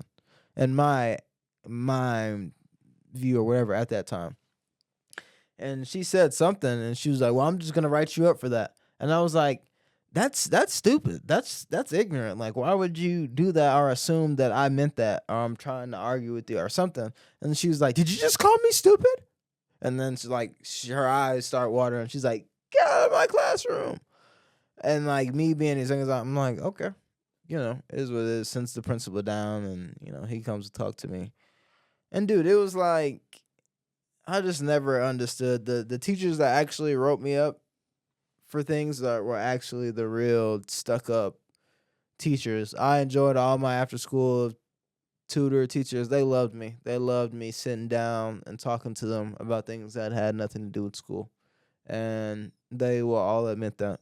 And if I went and seen them today, they would definitely say that like Kevino was a special kid and we definitely were more lenient with him. And maybe it was because I was black.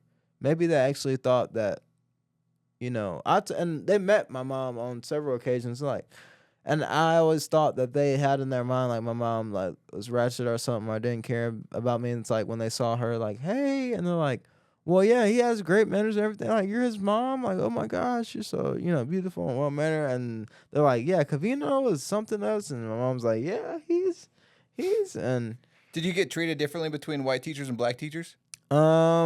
let me see. Well, I did have like a black math teacher, and she just wasn't playing the radio. She was just like, I'm not about to play with y'all.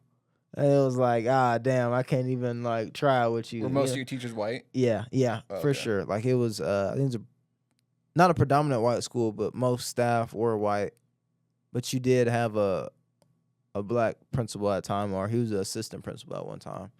And then you got like a black coach or something. I think the football coaches were majority white though. Did you ever play the race card to your teachers? Just joking with them or anything? I don't. Is it because I'm black? I think have I. I'm trying to remember. I definitely have said something slick before where I was like, I can't remember one instance where I was actually like. You ever use that line at all? Yeah, I've definitely used it before. Like I think I got rolled on up. A cop, get pulled over. Well, every time I've got pulled, or like anytime I get pulled over, like it's like 50%. Well, I never want to give anyone a hard time.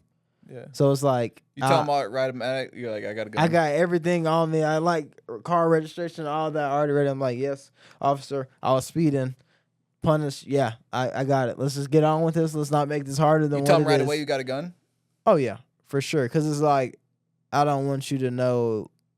Like I got a 45 and a 10, not even a 9 or a 32. Because you asked me, like, I've been asked by officer, like, do you have a gun? And I was like, yeah. And he was like, where is it? And I was like, it's on me. He was like, where is it? And I said, it's on me. He asked me again. He was like, where is it? I said, it's on me. It's on me. And then he was just like, whatever. Like, okay, I'm just going to stop the whole traffic stop. Bye. Like, I was just gone about my day. Like, he just didn't want to deal with it. But it is what it is. But, yeah, when it comes to stuff like that, like, even when a cop pulls me over, like, I don't think he's just going to, like, kill me and put his knee on my neck or something crazy like that. Like, I never think of those situations. Damn, pulling the George Floyd out of this thing. Yeah, like, I never, like, my mom used to tell me, like... What do you think about that whole thing? Because people say, like, he was high on fentanyl. I think he was high on fentanyl. And, like, I don't think you got to put your knee all the way on somebody's neck. I mean, he didn't look like a threat to me or whatever, but... Yeah. The fact that he was on drugs, like, we cannot ignore the fact that he was on drugs. Right. Like, people tend to ignore, even with the Carmelo Anthony situation, like, are we just going to ignore the fact that what led to his death are, like, the actual things leading up to his death? And that's, like, the same thing with people when they ask me how I feel about Charlie Kirk. And I'm just like, there are some people that will say... There's some sketchy shit going on there are some people that be like, oh, how could you defend him? I hate him. He's racist, blah, blah, blah. And I'm just like, no. There's so much more here. Like, I'll look at a video and I'm like, damn, feel bad for the guy because it's like his wife or whoever the lady is, the Mossad agent, I don't know. Yeah, I don't know about her. I feel bad for him. I don't know about her. Like, when she went up there and was like... That's some crazy shit. And she does the... like, dude, the Drewski thing was hilarious. That was hilarious. That reminded me of all those teachers that used to lie on me in parent-teacher conference. That's that same cry, fake tear, BS. Like, the teacher would literally be like, Kevino is just such a distraction at times. And he said disrespectful things. Like, they would just go all the way in and just be like, I'm sorry. And then my mom would be like, oh, yeah. Like, and then my mom would start crying or something. I'm just like, oh my gosh, like, we did not, like, why are you so dramatic? And that happens. On the waterworks. Yeah, like, it happens when you knock on people's door too. Like, everyone get on their line, like, get out of our neighborhood. And then there was one time we were knocking and this lady came outside and she's like, I said, are the neighbors home? She's like, oh my gosh, just leave us alone. She started screaming and she was like, I have my boyfriend or husband, whatever, come fuck you guys up right now. He'll shoot you guys. And I told him, come on. I'm like, okay, sure, come on. And instantly, I went back to the car. And I had all my guns on me at the time because I planned on going to the gun store that day to drop something off for the next day for them to take it out shooting. and I was just waiting and ready. And it's like she really wasn't even about none of that. She just was having a bad day, or he didn't get home from work on time, or he forgot something and sent him back to the grocery store. Like Maybe he got home too early. yeah, don't be over dramatic, but even not the just dramatic thing. It's the fact that all that stuff of how he got killed, like even like the whole exit wound thing, like you never see. I don't know. America's crazy. That's why I don't. Oh, they're pretty dumb if they think they're gonna try and pull that shit of like that the shooter was able to take apart a 30-06 bolt action, put it back together. No way. And all that, like the average person doesn't know how to take apart their Glock. Yeah. Like and to say like a 30-06 bolt action, it's got like not. a threaded barrel that you would have to like have a torque wrench to take it apart, and then it's not like an AR-15 where you pull two pins and you can take it apart. Take it apart, exactly. And that's it's a whole rabbit hole, dude. And that's the thing. I don't even like, because people ask me sometimes when it comes to like guns, like AK or like AR, but I'm gonna be honest. I haven't had the best experience with ARs, but it seems like now that I'm like owning guns legally and whatever, it seems like the guns that I had when I was younger that weren't necessarily mine, that I didn't buy, worked more than some of the ones that I bought as an adult and went and tried to go shoot. Like, it's ridiculous. Like, I've learned so much about guns just being out here and constantly gunsmithing that I've taught myself how to do most of the stuff. But it's like that shit pisses me off. Like, most people spend money on like super fly shoes or clothes or like cars and stuff. When I buy a gun, like I bought expensive ass guns, and it's like when I want to install this and that on them, wherever I bought it from, it wasn't already fit for that. So I was just like, damn, now I gotta sell this, now I gotta redo this, and that's an expensive hobby. Like, guns are an expensive hobby. And when I got into guns, I got into like more of the podcasts and what's going on in the world, like the Charlie Kirk things going on, the politics, the whole Iran war stuff. But that stuff pisses me off. Like, I feel like everybody with the whole politics thing thinks different, but I'm not ashamed to say it. Like, I be waiting for some shit to pop off. Like, I know it's a few things I'm missing to really be prepared, but when Trump kept saying, when he tweeted out, I think it was on Easter, open up the damn strait, or like, we're gonna blow you out of smithereens, I was like, let's go. Like, okay, because every time I go on the internet, it's damn shit's about to end. The world's about to go over. I hope you went and bought water. I hope you went and bought ammo. After damn 3 times of going to buy out ammo out of stock, damn it, somebody better blow some shit up, like, so I can feel the need to use this, because it's like, it's just a bunch of rage baiting. Like, people go on the internet every day, oh, the world's gonna end this, or the world's gonna end that. And that reminds me, one of my friends who's also into conspiracy theories, I gotta send him the men's night thing, because he said he's coming too. Oh, like cool. an old military buddy of mine. Yeah. But let me see, is it on? I was gonna ask you about Ask me a stereotype, okay, which I always wanted to ask a black guy.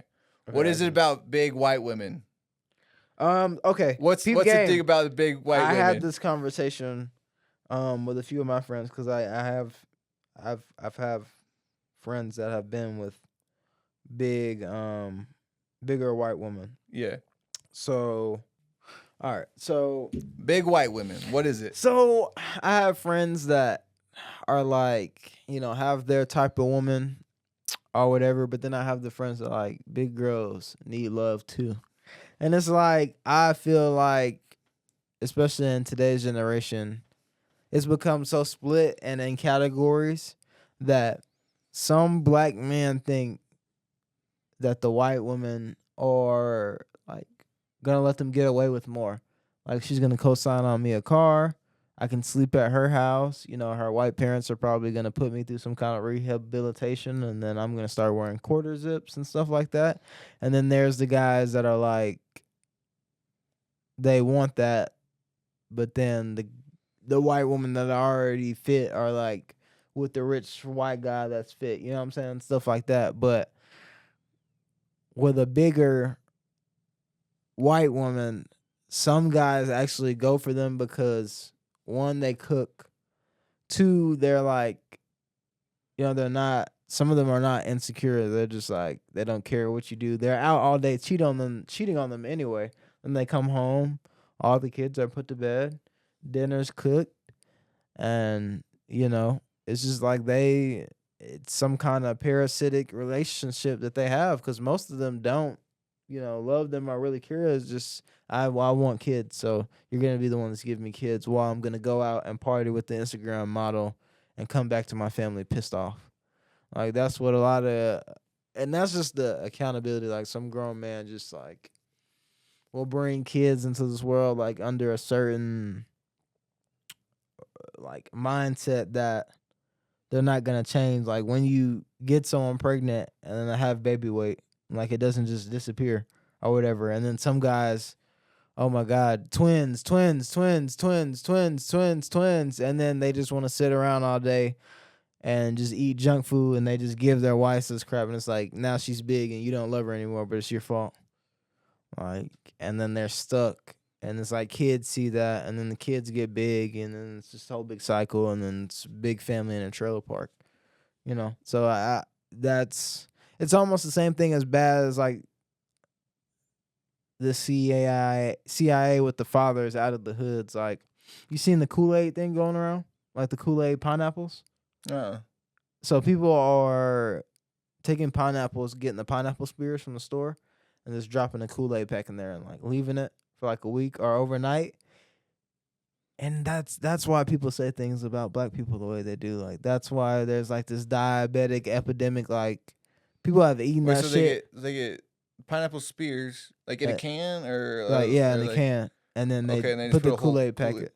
Okay. And shake the shit up and let it soak. And it's like, damn, like at first it was damn black people love watermelon. Now it's like, damn, black people in them damn pineapple spears with the Kool-Aid pack. Like the Boondocks guy could just hear us. Yeah, like and I've never tried it because I don't think nobody's done it out here, which I think honestly I might do that shit. Because like when you do shit like that out here, like you'll find those white people that are like, is this what I keep seeing on my timeline, the black people eating? But in reality, that shit's gonna make you throw up. Like that shit's hella sugar, hella all that. I couldn't even consume it. But yeah, what is it?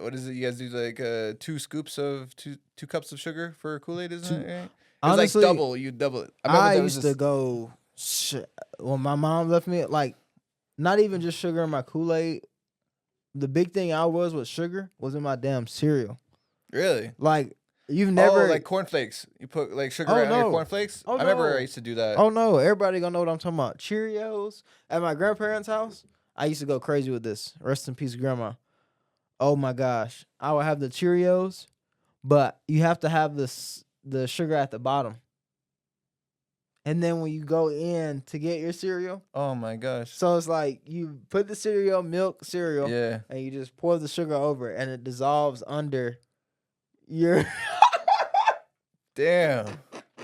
You gotta do a breakdown video on how bad that shit is, but bro, I used to kill that shit like grams of sugar on the bottom of my shit, and it's like just eat it with my shit. It hits different. Like if you try it, you might throw up because like you're fit and the stuff that you eat. But dude, when I was a kid, you ever done cinnamon sugar toast? Oh, like take toast. We would mix like you get like your own shaker bottle, pretty much like an old salt thing or whatever. Mm-hmm. You like half cinnamon, half sugar, and then you shake it up, and then you just make your toast, put the bread on or the butter on there, and then you put it on. Man, it was so good. Struggle meals. Yeah. I seen they said that they like that cinnamon sugar toast was a struggle meal. So it was like, nah, that's a delicacy. Yeah, I like. Yeah. Chef Boyardee was amazing to me. I'd be making when I be at home. I wouldn't say it's a struggle meal, but I'd be making simple meals like I see you post the fish all the time, like the swally. Oh, sway, yeah, sway. It's like I'll eat some fish, but I won't eat it just plain fish. I'll put it in a wrap, and then like put some sauces in there or some pickles or something, and wrap it up. Like I can't eat food just plain. Like, you're not gonna give me a piece of baked chicken and tell me to just eat it with no sauce, no nothing. Like, that's disrespectful. Like, You gotta season food, bro. That's Yeah, what I like- keep telling all my clients too. Like, you can have chicken and rice, but like, make sure you season the rice. Make sure Yeah. you season the chicken, Exactly. dude. Of course, No, you ain't gonna like and it. my roommate in the military, my friend that I was talking about earlier, he asked me one day because we were eating, gaining weight, getting like healthy, going to the gym every day, and I have an obsession with sauce. Like, I can't eat food without no sauce. I always love sauce, especially spicy sauce. When I go to Buffalo Wild Wings, I want sauces mixed together to give me a different sauce. Like, it just is what it is, and I'm never changing. So I told he told me, he said, "Do you think that we're cooking and eating all this healthy food and then we just put sauce in it? Isn't that like going backwards? Like, aren't we Depends having on more what kind calories?" of sauce. Right? But I didn't even hear him after that. I told him, "Shut the fuck up talking to me." Like, what? Who are you? You really think I'm gonna not drench my food in sauce or put cayenne pepper on it because you said, what if it's too much sauce? A real man doesn't concern himself with how much like sauce is like. Okay, but from a fitness guy, I gotta tell you Well, this. okay, yeah.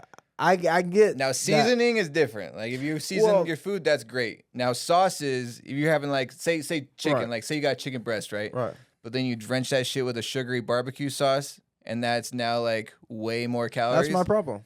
That's the problem. But I'm But skinny and I want. There's also weight. G Yeah. Hughes, which is like a sugar-free barbecue sauce, or G Hughes sauces that are sugar-free, and now that's good. So I it's not would- like you couldn't have any sauces. Mhm. It's just you have to make better decisions. G Hughes. I'm gonna. Is that with the black guy on the front? Yep. Okay. Well, It's bomb. that's hard because there's a black guy on the front of every barbecue sauce. So that's why I was like, I wasn't sure which one it is. Hughes, because I see like two.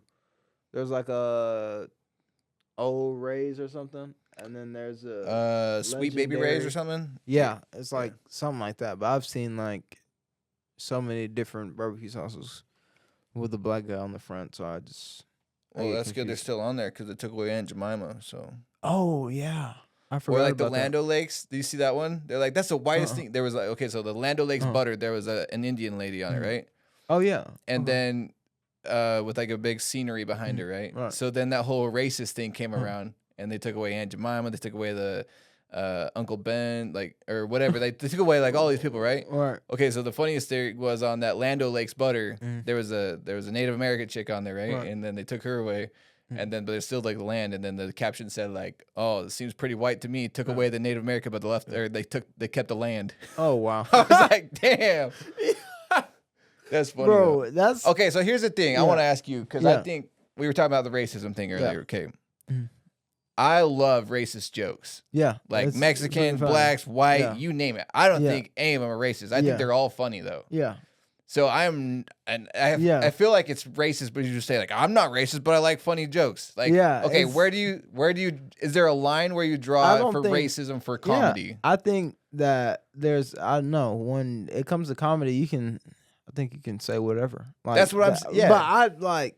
Some I mean, people there's a are like like, derogatory, not hate, right? Yeah, you don't want to like- be hateful and then be like, oh no, it's comedy. But like, you see some of these comedians that are getting shit because people are like saying, oh, you're racist, you can't say Yeah. this stuff. yeah, I'm pretty sure that comedy should be protected as like Exactly. jokes. because like I say stuff like, Like we send each other some of the funniest Yeah. racist stuff to but each we other. can't. You can't say it like out Yeah. loud. People are like, "You fucking sell out, man," or something like. I will literally, but it's crazy because so many people in the black community like, it's the same thing with Hispanics, but black people won't call themselves racist.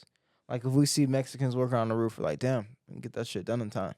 You know what I'm saying? Like, Right. and it's It's like, the stereotypes. yeah, it's Yeah. like you 'Cause, can't. like if I see like a woman driving, I'm gonna be like, ugh. Yeah, like, oh, I tell my like, wife all the time. yeah. She gets all mad at me. There's like someone that's getting into a wreck, and I'm like, it was a Yeah. woman. I told you. exactly, like. She's like, you're fucking sexist. I was like, it's just a joke. It is But what it is, hey, yeah. stereotypes are true for a reason. Yeah, they sometimes, are bro. true. If Like, you see a woman driving, you're like, hey. yeah. Did you see? yeah. Speaking of woman driving, well, she wasn't a woman, a young girl. There was this documentary on Netflix called The Crash. You guys should definitely watch it. So, well, damn, I might spoil it. Basically, young girl is in school. She's like 17 or something. Boyfriend's like 19 or something. He's out of school. He's trapping. He's selling drugs with the cool friends. She's got a friend in school. And basically, they get in the car, and the car at 100 something miles or whatever just hits the school. 2 of the boys die. She survives. No drugs, no alcohol in her system. The driving box out of the car shows that there was no attempt to hit the brakes or nothing. And it was like the family of the dead boys were kind of like protecting her until they saw the evidence. And I was like, in your mind, you hear a young girl is driving your son around, and you hear, like, I get giving people the benefit of the doubt, but like sometimes stereotypes also go into like crimes too. Mm-hmm. But you feel bad if you stereotype the wrong person and they weren't the one to do the crime. Like, okay, let's say the D4 VD kid or whatever. He chopped up some 14-year-old girl he was seeing. He was a famous singer and everything. But most people would say, damn, like, that's some white people shit. But literally, it was him, but he was all into anime and shit like that. Or a white guy is in a shootout with somebody or something, and you would think that was a black guy, but it ends up is a white guy. So it's like stereotypes aren't even just like to the certain color or location of people. It's like some people are just those people. Yeah. Like you've got white guys that aren't black that love fried chicken and sit in the hood and love black girls. So it's like, we live in a world where people can sit here. It's also your environment you grew up in. Like, if you're a white dude but you grow up in the hood or something like that, you'll probably end up pretty damn close. Exactly. I mean, you look at like Eminem. Like, he grew up in like a trailer park and like you know. I mean, I don't know if like a trailer park is like a good example. No, because that's usually for like like for me, I hear trailer park, I think pretty much white people. You know, well, but shit like, go down. Yeah, shit goes down in the trailer park. Like, but like, you ever see that SNL skit where they were talking about they're like in Florida, or no, it's like these news anchors, and they're like trying to determine whether it's like white people or black people. Oh yeah, and it's like, you won't believe who's at this one. This one slept with this teacher slept with their student. Like, we know we got you that way. It's like, oh, Shaniqua's like, oh, it's a tongue twister. Like, oh no, we got it wrong. Yeah, I seen those. That shit's hilarious. That shit is hilarious. That's why I'm like. But like, when you hear it's from Florida, you're like, oh, damn white people. Yeah, it's like Florida, but in certain places, like out here in Boise, like there are certain crimes or certain like everybody's doing the shit. Like I can't pinpoint something on one denomination. Yeah, I mean out here in Idaho, it's pretty much. Yeah, everybody's doing everything. Yeah, like I don't know. It's just wild, but stereotypes aren't wrong. I think they're pretty accurate. And I think stereotypes are stereotypes for a reason. Sometimes it's like, I don't know, it's like, but sometimes I want a stereotype to be true. Like I don't want to go into a Chinese restaurant and see like a white person cooking. I'm like, dude, like, give me that real authentic. Exactly. If I'm going to get Mexican food, I don't want to see a white person cooking. Only time I want a white person cooking is when it's white people food. I see that here. Like I'll never eat at a Mexican restaurant where it's like cooked by like white people. Like I've tried food here, and it's like the one thing that people can't get right out here is wings. I've ate wings, and they're like, I feel like you probably have to go to like a taco truck or a wing truck or someone that's like a soul food truck or something. There's one or two wing places outside of like Wingstop or Buffalo Wild Wings. Like, damn it, when I came out here, I can't kill for a damn crunchy wing. I feel like you hit on it earlier. Is like you have to get it ghetto. Like when I worked at a call center, there was this ghetto ass food truck that literally pulled up, and it was in a trailer. Like he pulled it behind his truck, and it was these two black dudes, and they had the best barbecue you could have. But it was like the ghettoest setup that you could have. But the food was so freaking bomb. Exactly, it was so good. There's like an authenticness to the ghetto-ness. Exactly. It's so freaking good. Like you can like the best tacos you got ain't in a restaurant. It's in that food truck. Yeah, you know what I mean. Most definitely. I think that's like even with like family-owned businesses that do that. Like you can taste when a recipe mom and pop has been shops passed down. Yeah, I can't. I've had wings from like pizza places, and I might as well have ate raw wings. Like, it was so slimy. It's like going to an Asian restaurant and then they have hamburgers on the menu. Yeah, because for like or chicken nuggets for the kids or something like. Well, I'm not gonna lie. Shout out to this one place, and I think it was Caldwell. I was out there knocking, and I had to stop and eat somewhere at a burger. I think it was a La Primavera Burger or like some Hispanic burger place, but it was Hispanic people making burgers. Really? And oh my gosh, it was burgers and like steak fries, and they were like seasoned, and I was like, what the fuck is going on?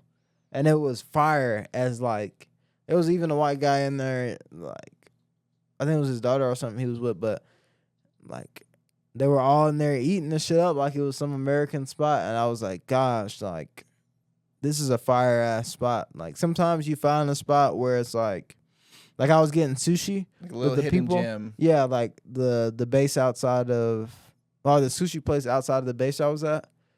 The people that were making the sushi weren't, I don't think they were Japanese. They were like Tahitian or Cuban or Panamanian or something like that. But or Vietnamese or something like that. But it was hidden.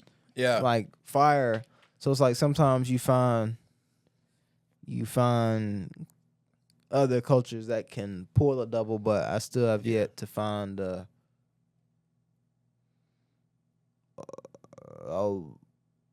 mix. A good wing. Yeah, like a good wing place, and that's, I guess it's because it's pizza spots. There's no wing spots specifically for wings except for Buffalo Wild Wings and Wingstop. Yeah.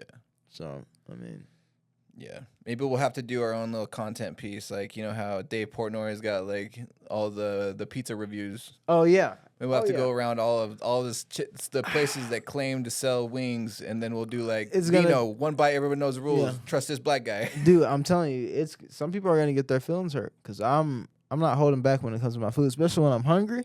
If I take a bite through the wing and I bit through Yeah, it, maybe no we shouldn't crunch. take you when you're hungry. Oh my gosh. Maybe we should take you like when you're mid, like, so you're not too crazy on it. Because if you're too hungry, dude, anything tastes good. So. Well, if I go to a place, I'm gonna order what I know I like, and then I'll order something that I like try. Like, okay.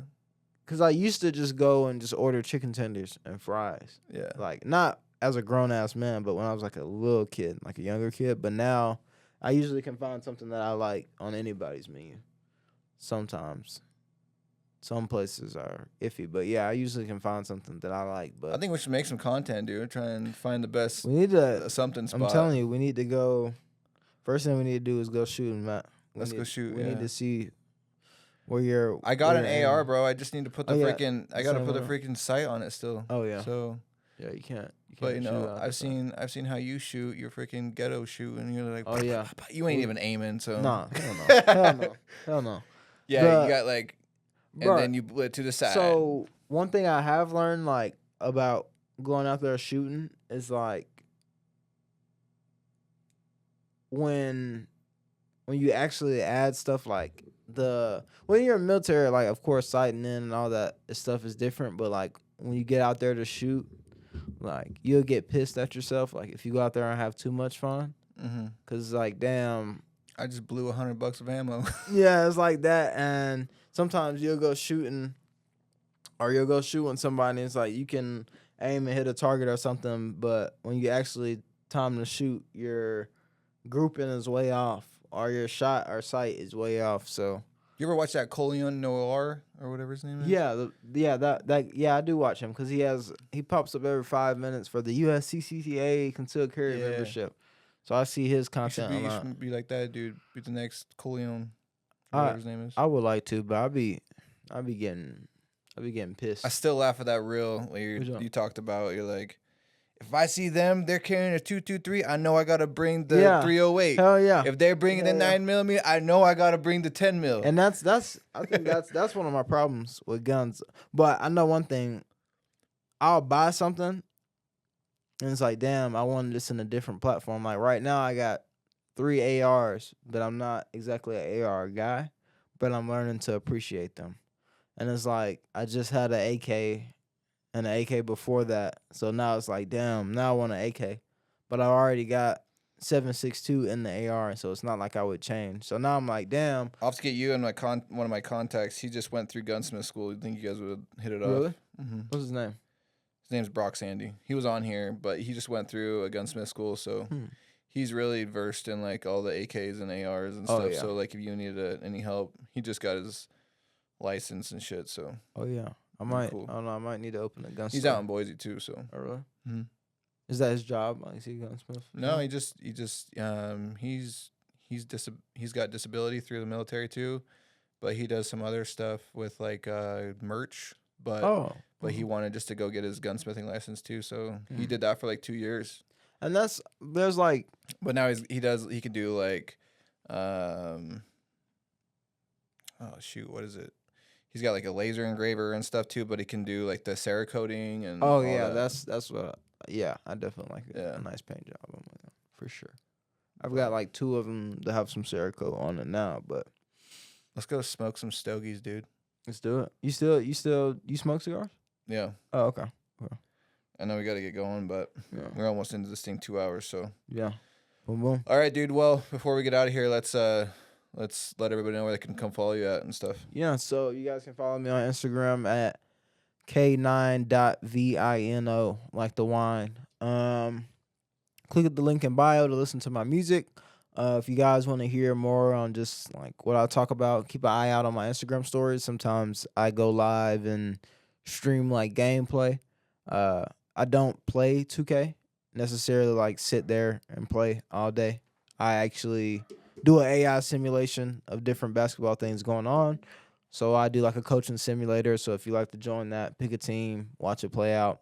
Not a thing I do all day, but something that you can come in, check in, where I'd like to commentate on things, speak about what's going on in the world.